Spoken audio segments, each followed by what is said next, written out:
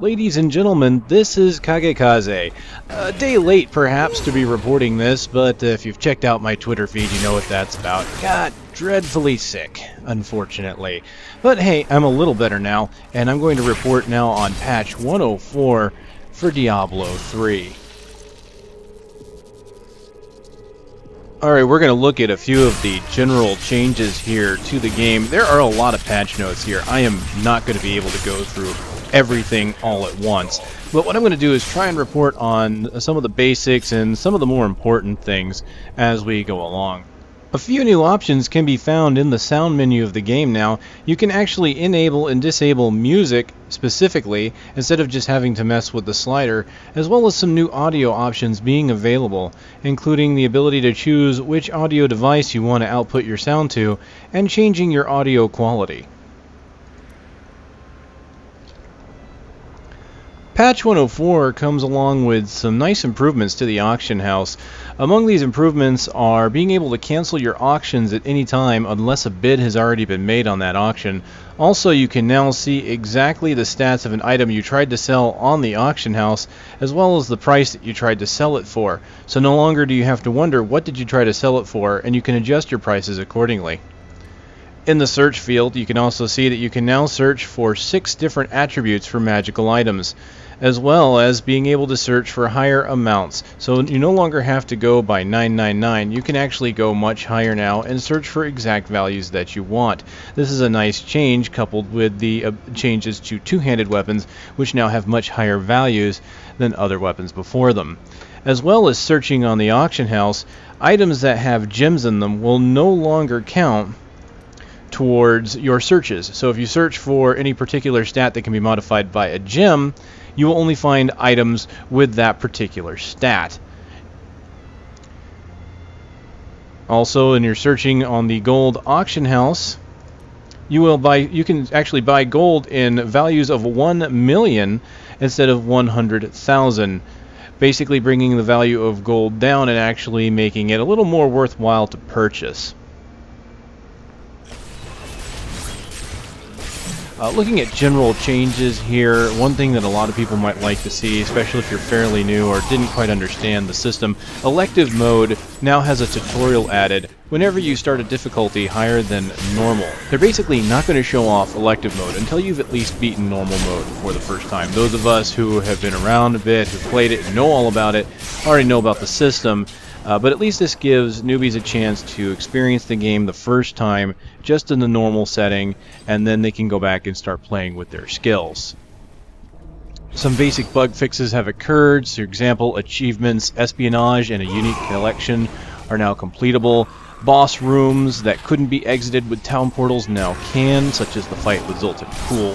The blacksmith was finally given back the ability to repair. Those of you who are in the beta might remember that it was there previously and they removed it in favor of giving it to other shops in the store or in the towns for some reason. But hey, he's back now, he can repair, he's a blacksmith, might as well, right? Followers will now come back to you after you've played a multiplayer game and going back to single player. You'll get a little prompt to say, do you want your follower to continue following you?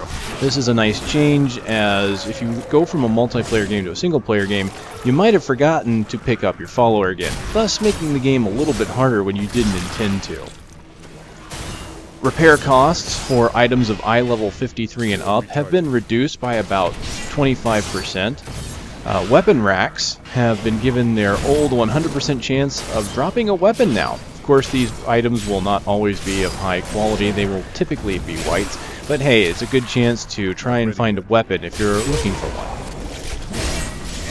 Add to that the fact that destructible objects can drop items again. There's now a few more options for us to find items around the world. Another thing for quality of life there is the text color has been changed for potions, pages, tomes, and gems. And gems have also had their sound updated to make them a little more distinct. So it's a little easier to know when a gem is dropped, and it's a little easier to see when these other items of consequence have dropped in a sea of white items. Drag and drop functionality for your skills has been disabled unless you have the skill window open. This is basically like a skill lock system. So you can't accidentally drag and drop a skill off of your bar if you are clicking on them. And this has been a concern for some players who might have accidentally clicked and dragged by mistake. And the moment you do that, it's considered a skill change and drops Nephilim Valor. Any of you who've done that, myself included, will be happy to see this change. One of the biggest changes in this patch is the changes to items. One of the biggest belonging to weapons. Now, weapons of item level 60 and up have been given a high-end potential damage. This is to make item level 60, 61, 62 weapons get closer to the gap to eye level 63. Now, eye level 63 will still have the highest damage range, but now you can find a potential 61 around there weapon that can do about similar damage, allowing you to find a upgrade a lot easier. Two-handed weapons were given massive love in this patch. Two-handed melee weapons have better core stats on them now, equating to about 70% of an increase from their one-handed counterparts. Two-handers can also get up to double the value of other stats such as crit damage, life on hit, life on kill, and life steal. Fury and Spirit have also been changed so they will no longer appear on ranged weapons at all. The max block on shields has been normalized, so the max block on all shields item level 59 and up should be the same now. The lower value, and of course the block percentages, shall still be different. Now, the biggest change here is the legendary items. Completely overhauled this time around. Legendary weapons will always have a plus damage stat on them now to keep them competitive. Now, plus damage stat does include a socket. So you can still roll poorly on a legendary where the only damage enhancing stat is a socket. But considering how many damage enhancing or stats in general that legendaries can have now, the chances of getting one with some kind of enhancement are really high. Legendaries under eye level 50, their drop rates have been increased, while some legendaries have been pushed up into eye level 63 territory. So we actually have eye level 63 legendaries out there, not just 61 and 62. Class sets will always have core stats on them now as well to keep them competitive in the legendary scene as well. The biggest thing here, as far as legendaries are concerned, is the changes to procs. It's not really mentioned in the patch notes, but if you've been following the blogs, then you know that there are a lot of legendaries out there with all sorts of unique procs on them now, including some of them that might summon treasure goblins if you get hit, some that might light your feet on fire so you can leave a trail of embers that you can damage the enemy with. Tons of procs. A lot of them are listed on DiabloFans.com. I haven't read through most of them, but honestly, I kind of want some of them to be a surprise. But the other hand of that is there are just so many of them, it's kind of hard to read through all of them. So there are a lot of changes here, and I think a lot of people are going to be happy by that. Now, with the legendary changes, another thing that they strive to do in this patch is to change monsters. And the way the difficulty curve feels when you're going into Inferno mode. So, the loot and XP for certain monsters has been changed proportional to the individual monster's difficulty. So, for example, if a monster is fairly easy to kill, it might have had its loot and experience drop just a little bit in order to compensate for the fact that it was a very easy to kill monster, and the tougher monsters will have a higher chance to drop things. What they've done is they've changed some hit points around as well as damages.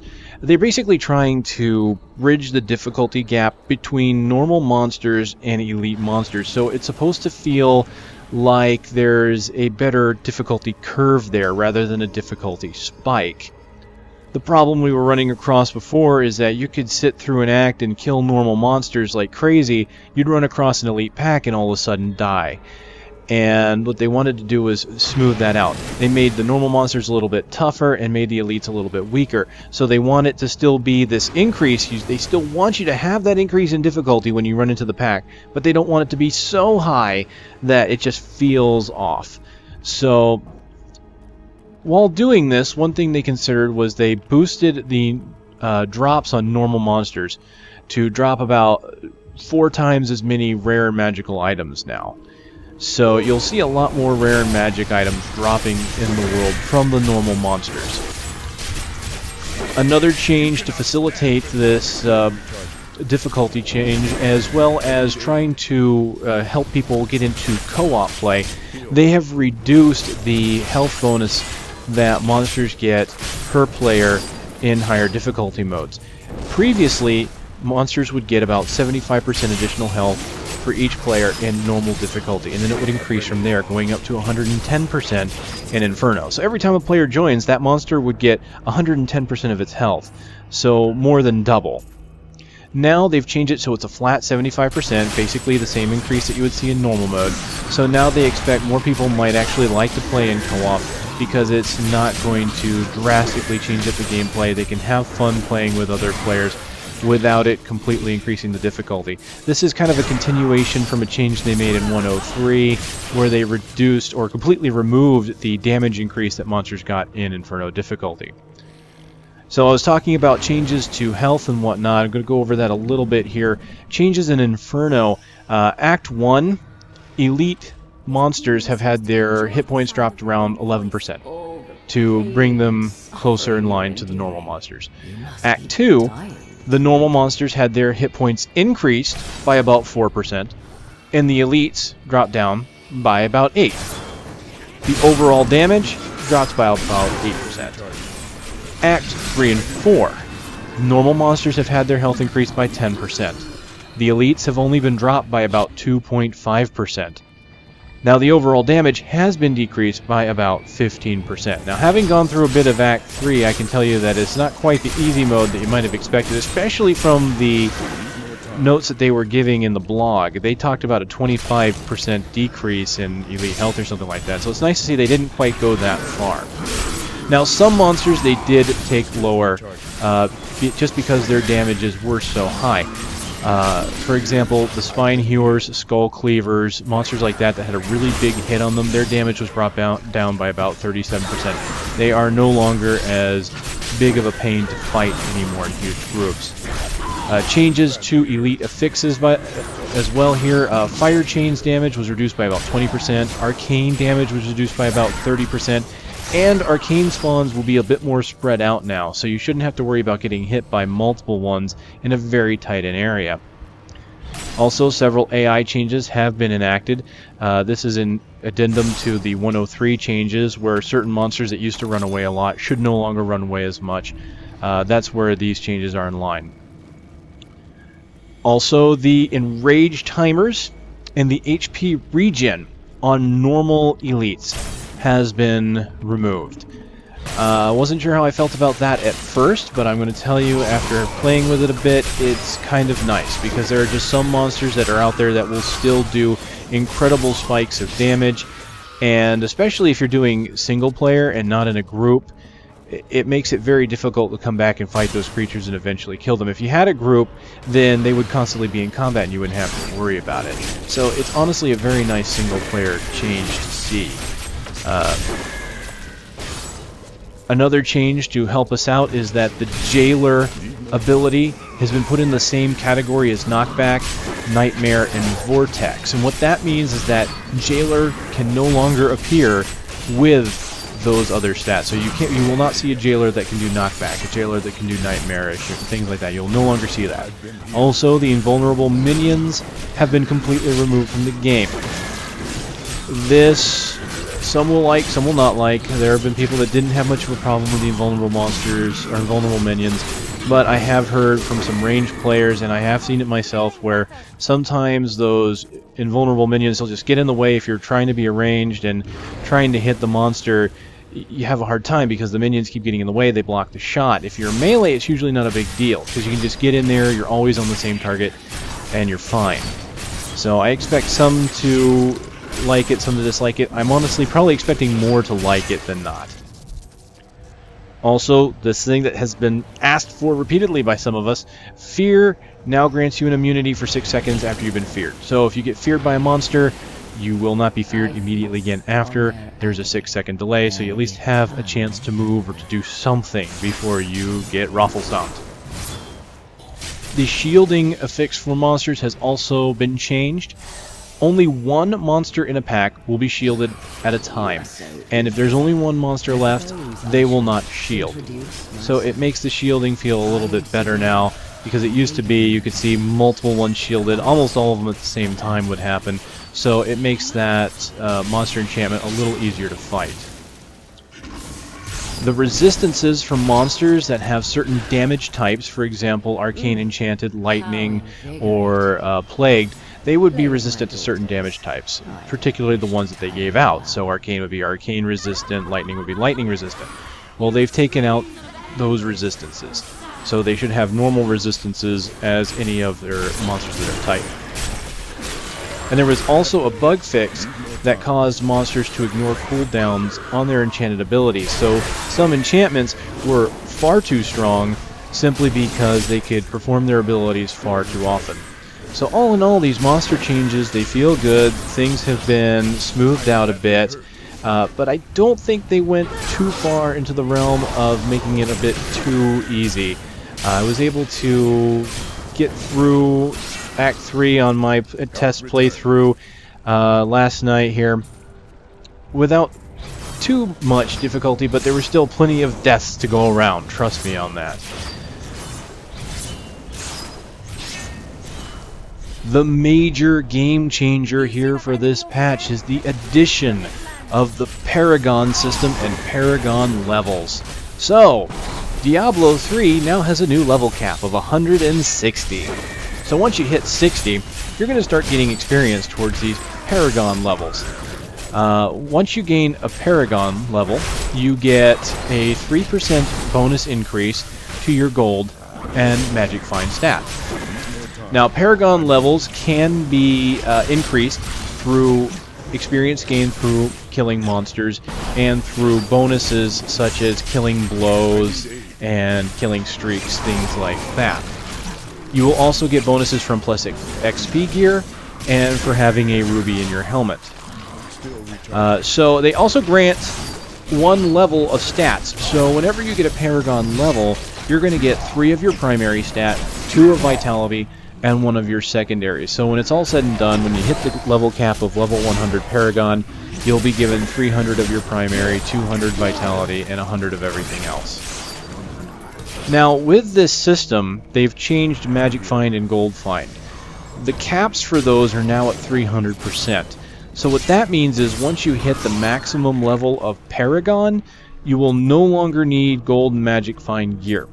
It will all be given to you from your Paragon levels. So you can actually move away from Magic Find gear once you've hit the maximum level of Paragon.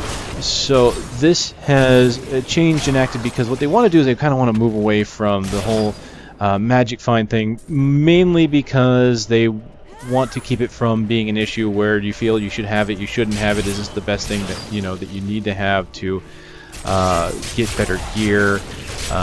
They basically see it as a way to reward you for continuing the grind and make it so you can get more and more powerful as you go, and eventually just not even needing the Magic Find gear at all. Now, this cap can be breached, but not through gear. It will pretty much be breached with Shrine. So once you hit the maximum level, and this is Paragon plus gear, so if you're not at level 100 Paragon, you can make up the difference in the Magic Find through gear, but you still will only go up to 300. But once you find a Shrine, you can still go over that. So the Shrines give you about 25% extra gold and Magic Find, I do believe, so you get to the maximum level, and so that means you can have about 325% Magic Find and Gold Find. Also, this cap can be breached by Nephilim Valor. So Nephilim Valor still gives you the plus 15 up to a total of 75.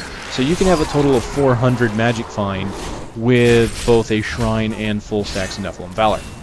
To help you with this system, Nephilim Valor also grants 15% experience per stack, so up to 75% additional experience per monster kill when you have a full stack of Nephilim Valor. So if you want to level that up, the best way to do it is to try and get a full set of Nephilim Valor and just kill as much as possible.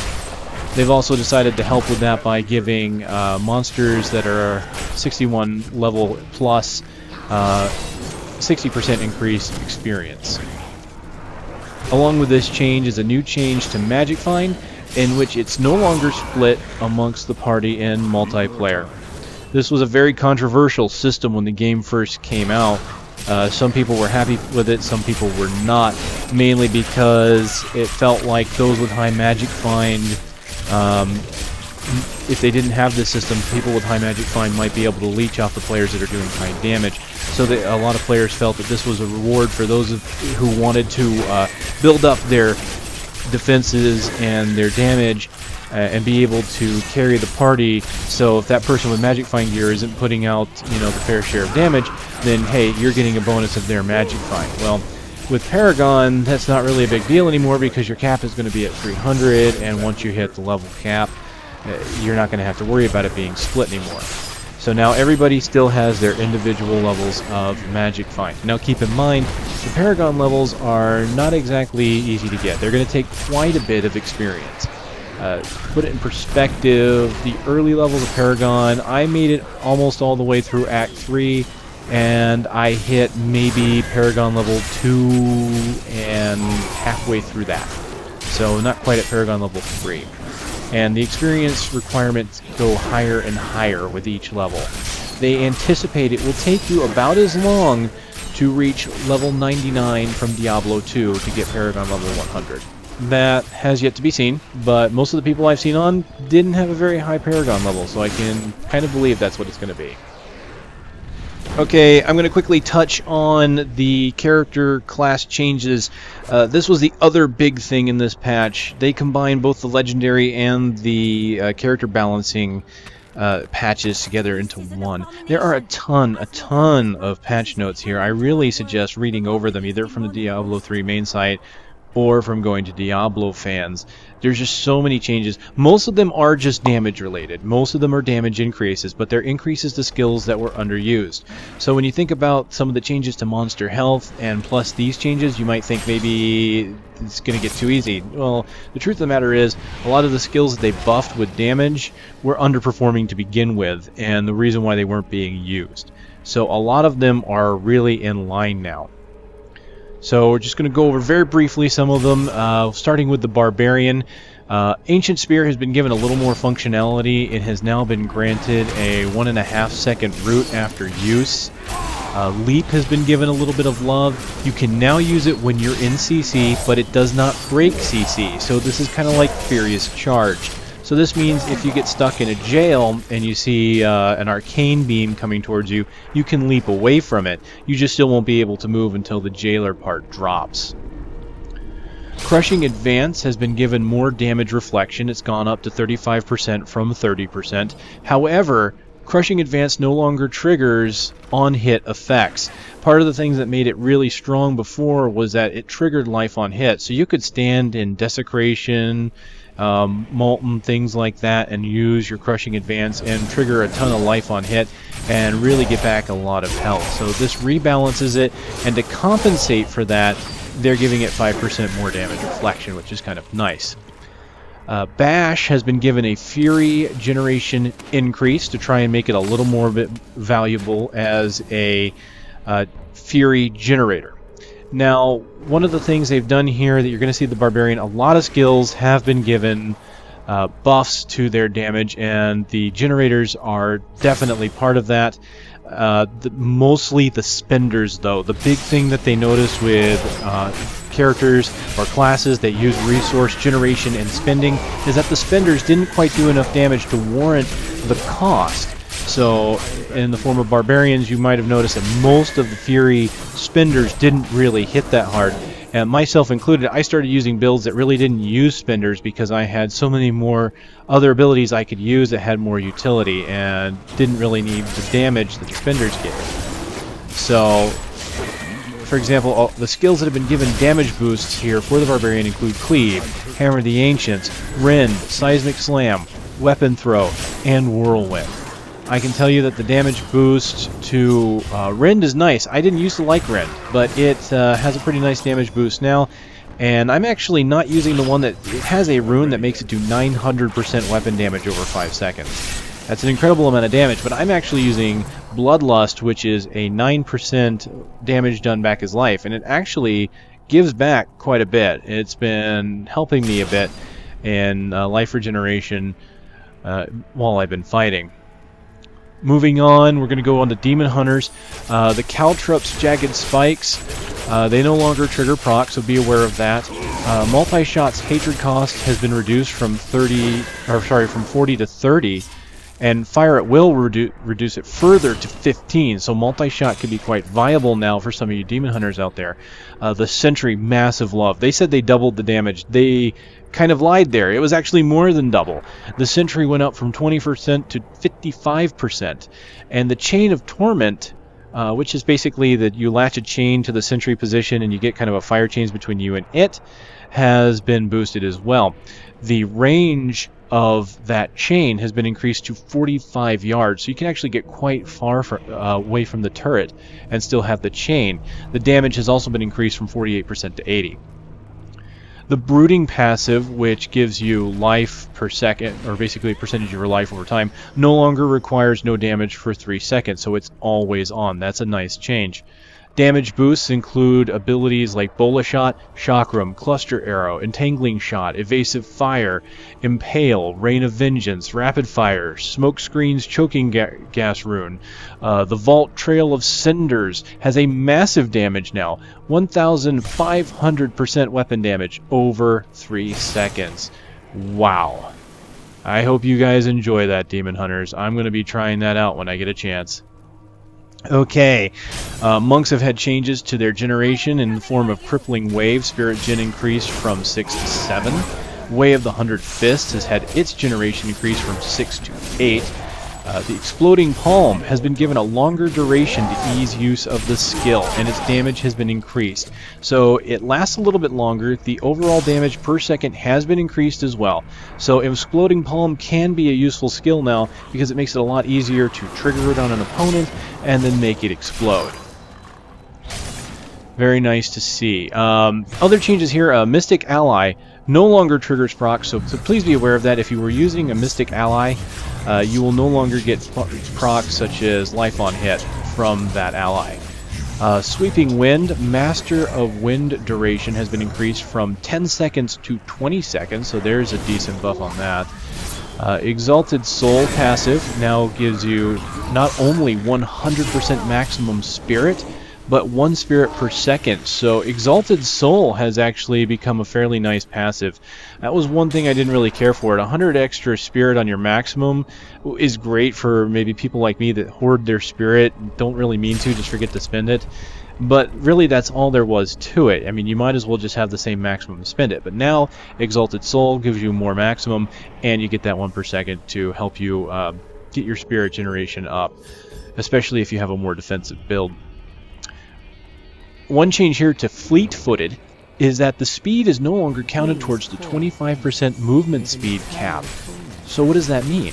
Well, that means monks can now achieve the 25% movement speed cap through gear and surpass it with Fleet-Footed, which is another 10%. So monks are now the fastest class in the game. You can get up to 35% base movement speed.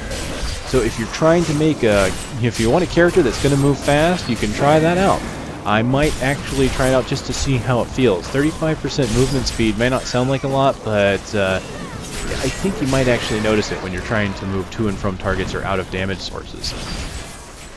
Alright, Guardian's Path has also been changed a little bit, mainly in the form of spirit generation for two-handers. It went up from 25% extra spirit generation to 35%.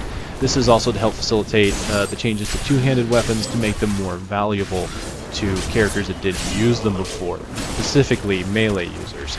So now not only do the two-handed weapons do more damage and have better procs, or have better stats, but you as a monk can now get more spirit.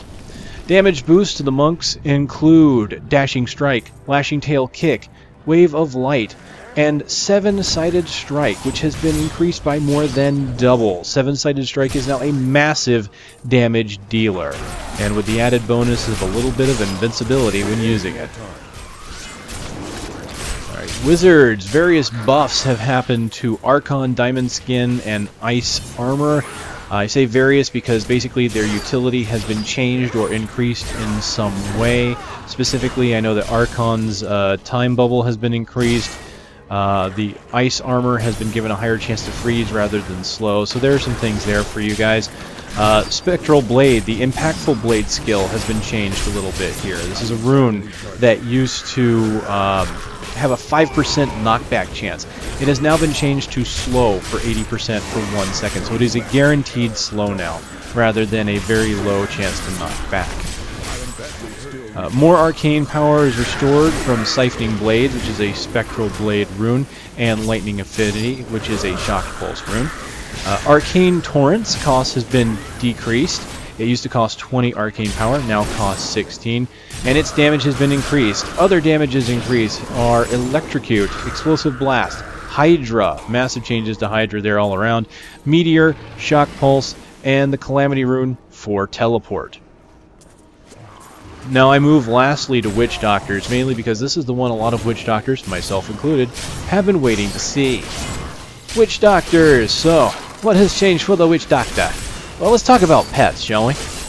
There have been some changes here because pets for Witch Doctors have been mostly useless. I think we all know that by now. So what did they do? Well, they changed the pet life regeneration from level 30 up. So pets have more natural life regeneration now, which is great to see. So between combat, they should get their health back a little bit quicker. They have been given a massive AoE damage buff, or in the form of they take less damage. They've done this to certain abilities.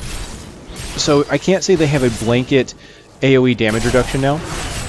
But for example, I can tell you that they only take 10% damage from Golem's breath attack, only 5% from his clouds. Since you can't control them and move them, they're always going to be sitting in those damage sources. So they wanted to make sure that they were going to take less damage from those, or they were going to die too much. They also only take 10% damage from elite abilities such as Plagued, Frozen, and Mortar. The Gargantuan has been given a massive buff in the fact that he gets 50% of the player's maximum life, and the damage in one blow that he can take has been capped.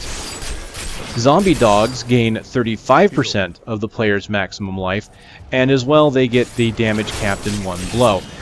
Zombie Dogs have also had the damage reduced, the Zombie Dogs have also had their cooldown reduced to 45 seconds. Now when I talk about the damage reduced in one blow that's been capped, what they've done is essentially given the pets kind of an energy armor effect that the wizards had, and that they will only take about 35% of their life in damage in one hit, so that they should take 3 hits in total to kill. Now, from pets, we're going to move on to some of the other changes that have happened to Witch Doctors here. There have actually been a lot of changes here that's going to shake up Witch Doctors a bit. One of the big things here is that the base mana regeneration for a Witch Doctor has been more than doubled. You used to get 20 mana per second. You now get 45 mana per second. One change that I like to see is that spell animations have been sped up. I've talked about this a little bit before, especially in the 104 patch discussion I released earlier, where Witch Doctors always have this kind of animation they have to do before casting and doing their damage, whereas other classes like wizards could just turn and do their ability. Witch Doctors had it a little slower, so those animations have been sped up. Let's see, Corpse Spiders now gain critical damage bonuses, and they proc life on hit now, and their speed has been increased. Corpse Spiders have been changed a little bit as well, I believe, to the wording that they will do a set amount of damage before they die. It used to be they would do a certain amount of damage per hit, and that damage could waver. Sometimes they wouldn't hit at all, sometimes they could hit up to 3 times. On average, they might hit twice, though. So it might seem like a damage loss when you look at the wording of it, but in the end, I think in the grand scheme of things, it might be kind of an increase, or might just be somewhere around the same. It basically means that they're going to last a little bit longer and do what the damage they should have done. Grasp of the Dead, the Death is Life rune. This is another change for pet Witch Doctors you're going to like. The chance to summon dogs has been increased to 10%, and it also has been changed to also give health globes as well. So if you use the passive where you get intelligence from health globes, you might like that. So from 5% to 10 is a pretty nice change. Horrify's cooldown was reduced from 16 seconds from 20 seconds. Plague of Toads mana reduced from 34 to 12. This is one thing I had talked about, especially in my Witch Doctor series. I didn't like Plague of Toads because it was a mana consumption ability. It was a primary skill, which meant it was used for times when you needed to get mana back or you wanted to kind of remain maybe mana neutral. Now that they reduce the cost of Plague of Toads, it can actually fulfill the role it was meant to. Before, it was just a little bit too high. Grave Injustice, the mana, life, and regen has been increased to 2%. That is, the passive used to give 1%. Rush of Essence mana changed to a flat rate over 10 seconds. Vision Quest was severely changed. This is a big one. That used to be the one where you had 4 things on cooldown. You would get a massive boost to your mana regen. The problem with that is that you might use cooldowns just to get the regen and then find yourself without the cooldown when you needed it. They didn't exactly like that design. So what they did here is they've made it so that you now get a 30% mana regen over 5 seconds after you do damage with specific skills. And these skills are the Corpse Spiders, Firebomb, Plague of Toads, and Poison Dart. Now, it might seem like less, and it probably is a bit less, but 30% mana, additional mana regen on top of the doubled mana regen of 45 per second might still be a good thing. Now, it's not going to be the exact same skill. You're not going to have the massive amount of regen you had previously, but I believe it's changed enough that it can be compensated for, and that it allows Vision Quest to be used in much more build diversity situations. So you're no longer just popping it onto a build that has a ton of cooldowns on it. So maybe Vision Quest will see a little more love from people that didn't want to use it before, and maybe the people that did use it might find better uses for it now, or find that they might want to use something else. Alright, Spirit Vessel. The duration for the time that you're in the Spirit World has been reduced from 3 seconds to 2 seconds. To compensate you guys for that, the heal has been increased from 10% to 15% life. And once again, you are able to walk through monsters in this form. Tribal Rites cooldown reduction now benefits the Gargantuan, the Mass Confusion spell, and Summon Zombie Dog. So Tribal Rites is now a great ability for summoning pets and things like that. That's great to see. And also for you pet doctors, Circle of Life. Massive buff here. Used to be a 5% chance to summon zombie dogs from a fallen enemy.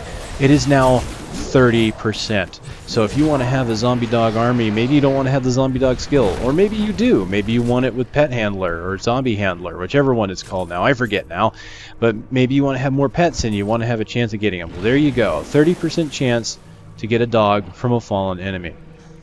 Now, on to the damage boosts. Well, Witch Doctors, you're going to see damage increases to Acid Cloud, Fire Bats, Fire Bomb, Poison Dart, Spirit Barrage, Spirit Walk, or the various runes for Spirit Walk, runes for Soul Harvest, Wall of Zombies, and Zombie Charger. Well, that's been it for patch 104 in Diablo 3. Like I said, there are massive changes to the game with this patch. I believe it was something like 25 pages worth of patch notes. I highly suggest going and reading them. This has only been kind of a highlight reel. And even then, this has probably been a lot of information to cram into one small video. Hopefully it's been somewhat informative. My overall impression of the patch is highly favorable.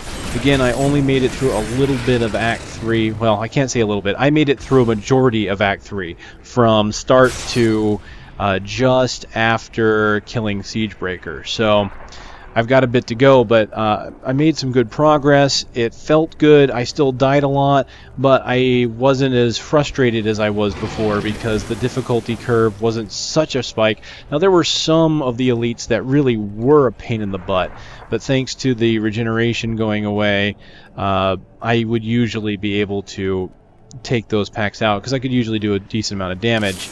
Now, if I couldn't do any damage to them, I would probably end up skipping them, because what's the point of throwing myself at them over and over again? But it really feels a lot better in that regard. The Paragon levels, you know what? At first, I didn't think the game needed them.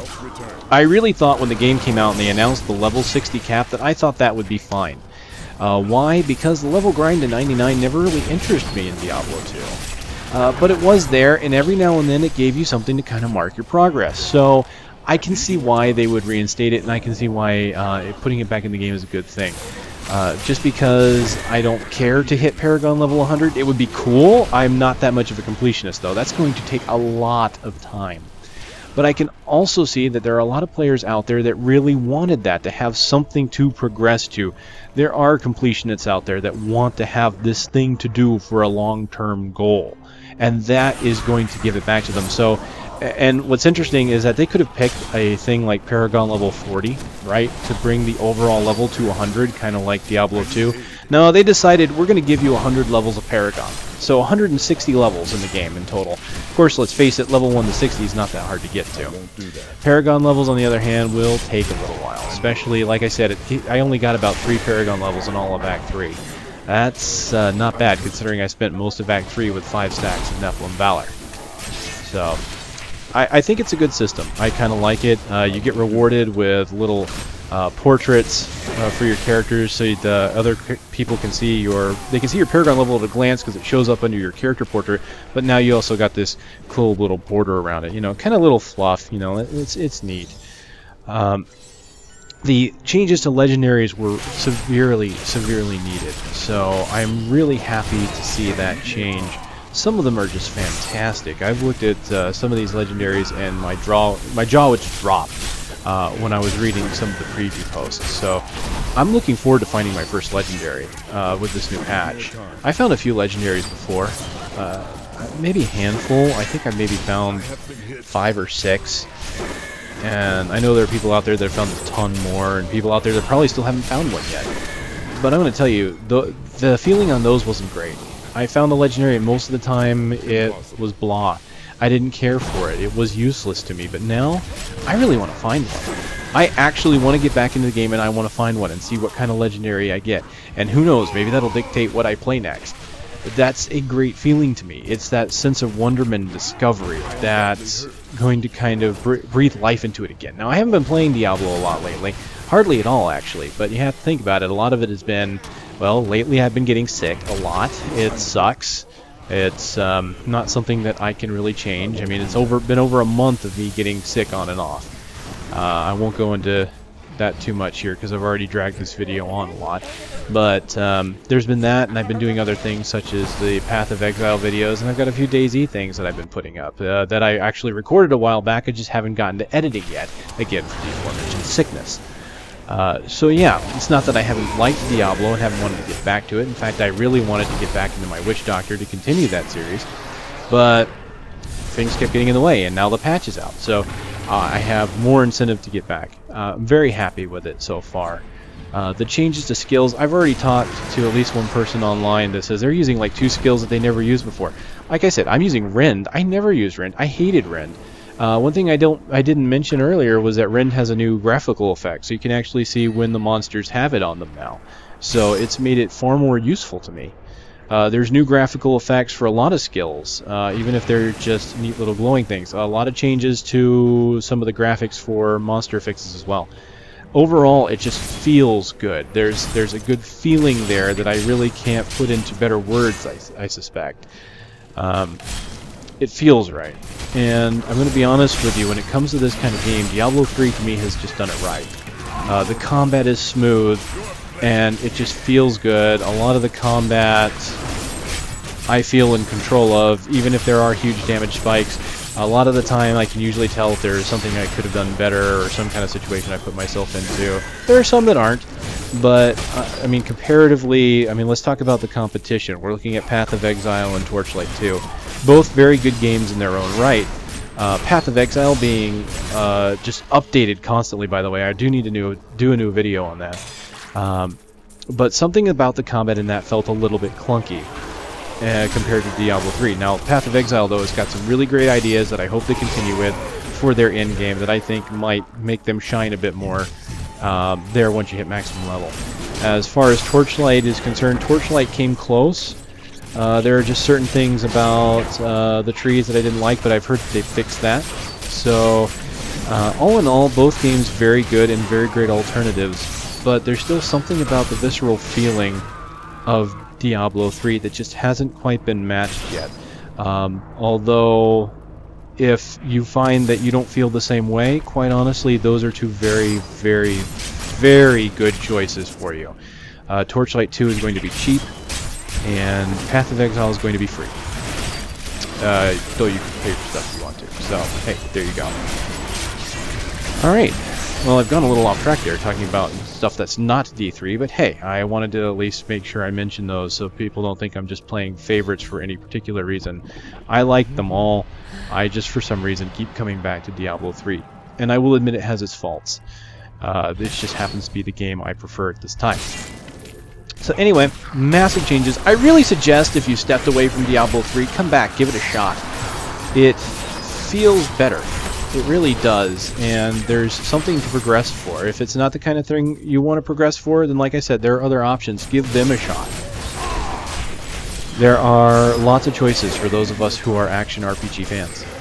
And that's what I like to see. Competition is healthy. Competition is a good thing. Alright, this has been KageKaze.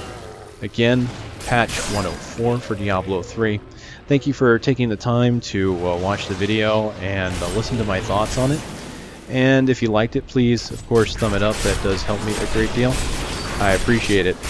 Y'all have been great. I'll see you in the next one.